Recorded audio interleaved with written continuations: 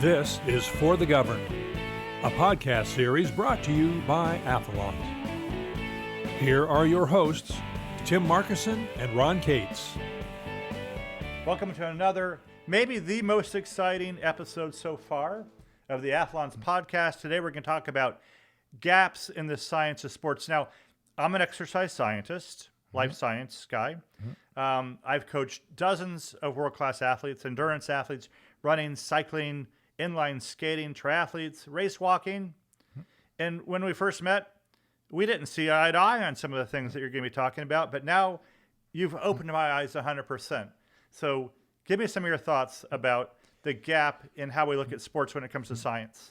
Yeah. So where the gap comes in to me is the difference between life sciences, which is the study of living things, which are the things you just talked about, including medicine, orthopedics, Biomechanics. I know biomechanics. Yeah. And then the physical sciences is the study of non-living things. So that's chemistry, physics, engineering, things along those lines. Yeah, I'm pretty weak in those. Yeah. And that's where I'm trained. And then I looked at the curriculum for life sciences, and not surprisingly, there's not a lot of overlap between the study of life sciences and the study of physical sciences. And again, life sciences is the study of the living things and how they live, and physical science is the study of non-living things and how they work. So there's not a lot of overlap. So the curriculum for life scientists doesn't include the physical sciences, and vice versa. The curriculum for physical scientists doesn't include any life science. So, and then you start thinking about athletics, and it's performed by human beings, living things. So athletic movement is primarily studied by life scientists.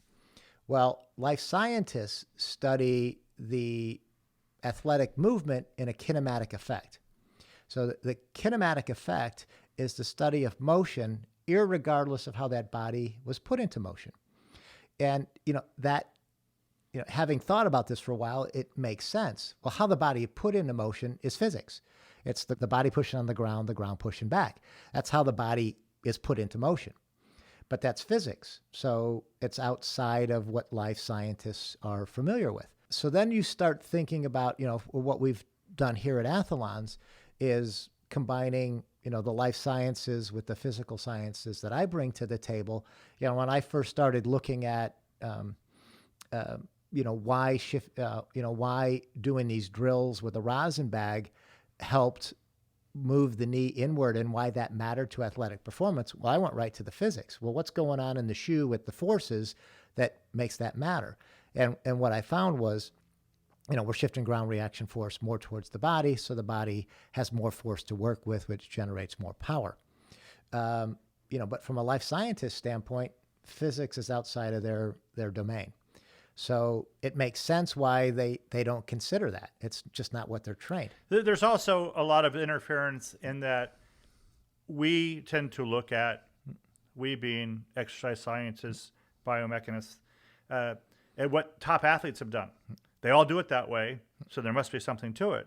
And the reality is sometimes we find out that it just doesn't make any sense, and they could actually perform better with some tweaks. But people are so ingrained in, I want to train just like this super famous person trains. Yeah. Well, that super famous person trains that way because they can, for a whole lot of reasons, and it doesn't mean that it's going to work for you. There's a reason why we elite athletes make a lot of money, why we enjoy watching it. Because what they do, 99.99% of the population can't. There's just some physical capabilities that elite athletes have that the rest of us don't. If just walking down the street or a sport, nobody'd watch it because everybody can do that. So it's that unique athletic ability. But even at that level, they can gain performance by shifting their ground reaction force more towards their body. The other part of the reason why this isn't, there's the gap here is what I like to call, silo thinking. I'm trained in this discipline here, this silo of thinking, and, somebody else is trained over here. And if the problem spans outside of the silo, it gets overlooked because they don't even know to ask the questions. Well, what happens if things are outside of my silo? So, with respect to athletic performance, if you take, what I try to do is take a step back and look at the totality of the system. So it's not just the body, for golf, it's not just the body and the club, it's the body, the club, the ball, and the ground. So how does that system all work together? And then when you start asking those kind of questions, well, okay, now you start to get into, well, you've got the physics to put the body into motion, and then you've got the biomechanics of the motion, and then you go to physics again to the point of contact between the club and the ball, and then you've got more biomechanics of finishing the swing, and then you've got the physics of stopping the swing. So it's an interaction of physical sciences and life sciences in sport, and because life sciences are trained without physical science, and physical scientists are trained without life science, we have this gap. It's also why we work so well together. Yeah. We have both sides covered. Yep. So this has led to a bias, though, even in things like testing. Whether it's a test for a helmet or even to test shoes for golf, there's no machine out there that can wear our shoes and give an incredibly objective measure of how much they increase force. We can show that in other ways, but the testing equipment doesn't even exist. Yeah, there's ground plate force. There's ground force plates, so you stand on them, and then it'll measure how much force you're exerting into the ground. But that doesn't tell where the direction of that force is going towards your body. Now there are in-shoe force. Like insoles that are force plates, basically. Yeah. And they have pressure sensors in various points. So now you can start to see where the forces are. But you need the combination of those two to really see where the force is being directed towards your body. We've done some of that testing here, and you can see. But now that also gets to the interesting point between life sciences and physical sciences. In the physical sciences, there's a lot of there's a lot of scientific facts and scientific laws. So scientific fact is something that's been extensively studied, and the results are always the same. There's no known exceptions. And then the scientific laws are the mathematical models that represent what's happening. So like for gravity, I can drop a ball from 3 feet, and it's always going to go to the ground, here on Earth. Let me just clarify that. Because a lot of us will be moving to Mars pretty soon, apparently. Yeah. But no matter how many times I drop that ball, it's going to drop. I can calculate exactly how long it's going to take, at what velocity it's going to hit the ground. Those are the scientific laws. And they're always true. So when it comes to physical sciences, once I prove my model works, I don't need 1,000 tests to prove it. So like when I was an electrical engineer and designing a circuit, as long as I followed the scientific laws of electricity in my design, and then my prototype, it proved that it worked. I flip the switch and it does what it's supposed to do. It's ready to go to production. I don't have to make 1,000 of those and test them to go, okay, they work. Now you switch to the life sciences. There are very few absolutes in life science. There's very few scientific laws or facts. We need food, we need water, we need oxygen, and we're going to die. Outside of that, there's very, very few scientific laws and facts. So you and I, we could eat the exact same thing, train the exact same way, and still get different results. Of course. So that's the difference. So when you start studying human performance, well, you need studies, because you don't have those scientific laws and facts. So that's why you have to test, hundreds to thousands to tens of thousands to hundreds of thousands of people over longer and longer periods of time to come up with scientific probabilities. Well, our language is certainly different because in exercise science or physiology, sports physiology in particular, we'll say things like, studies show that if you do this, it tends to have this impact on a certain population. It's certainly not like, hey, 2 + 2 = 4. Yep. We can only say for most people studied, this seems to work this way, but it's not an absolute. You're right. Yep. And then, what's the level of probability that's going to work for me, the individual? It depends on how scientific that study was.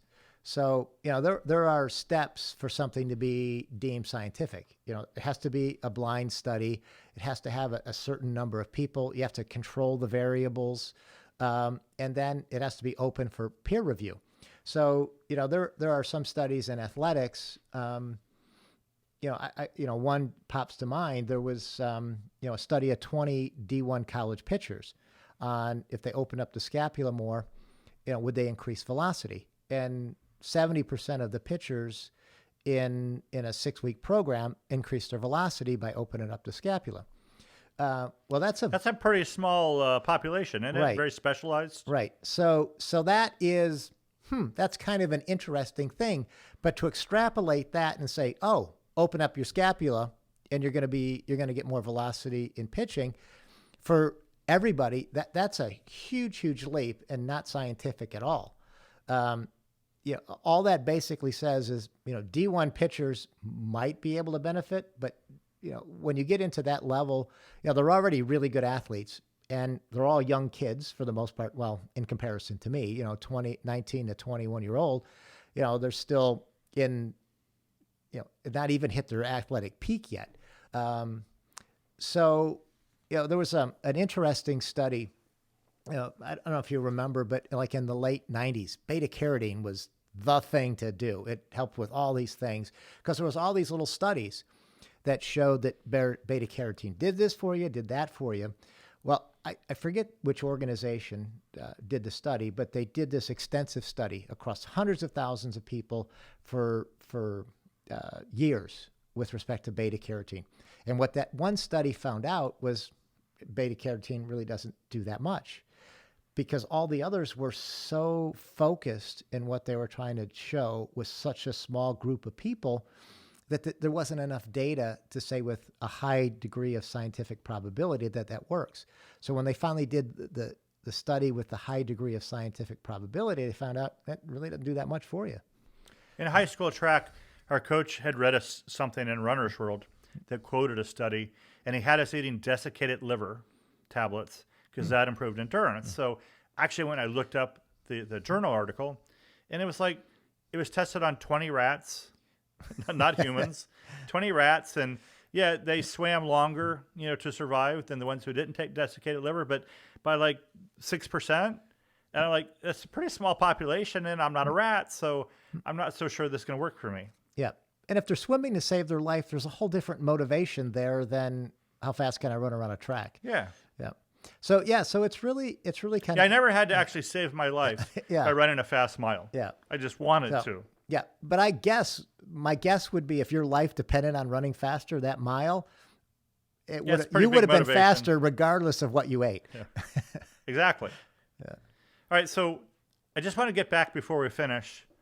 So with the Athalonz shoe, the NV technology, you have proven mathematically and by physics that it gives 9% more power. Right. And that's irrefutable because it's math. Yeah. Yeah. So to put that into context, I use myself as the model. I'm 6 foot tall.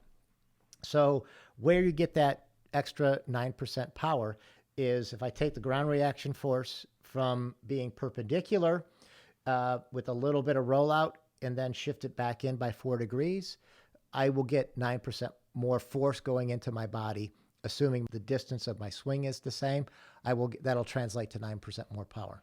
And that slope is built into the Athalonz shoe. Right. And we've talked about this before, but we've had others been tested, where they're seeing a 30% improvement in force going into their body, and it's showing up in club head speed and exit velocities without compromising control. So what's our conclusion today, Tim? I'm thinking my takeaway is that how we look at sports science in general needs to include both components, the life science and the physical science. Yep.